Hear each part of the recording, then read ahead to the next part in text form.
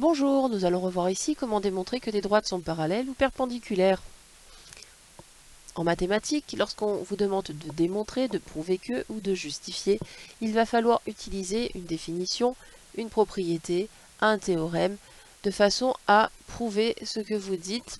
On ne peut pas se contenter de regarder ce qu'il y a sur la figure et de se dire qu'à l'œil nu, on pourrait dire que.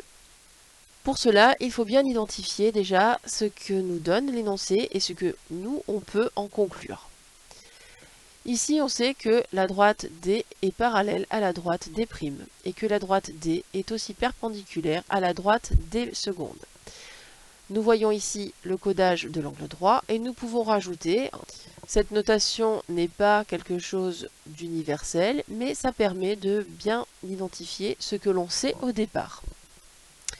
Donc on sait que ces deux droites sont parallèles, D et D', et que la droite D seconde, elle est perpendiculaire à la droite D.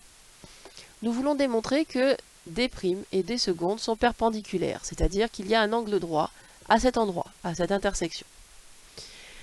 Alors il n'est pas question d'expliquer que D' et D seconde sont perpendiculaires parce qu'il y a un angle droit. Il n'est pas question non plus de prendre son équerre pour vérifier s'il y a un angle droit. Il est question de démontrer, c'est-à-dire d'utiliser une propriété pour le justifier. En mathématiques, dans le cours, nous avons écrit que, effectivement, lorsque deux droites étaient parallèles et qu'une droite était perpendiculaire à l'une, alors elle était forcément aussi perpendiculaire à l'autre.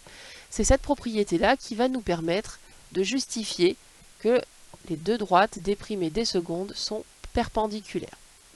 Comme les droites D et D' sont parallèles, alors toute perpendiculaire à l'une, c'est-à-dire à D, sera perpendiculaire à l'autre.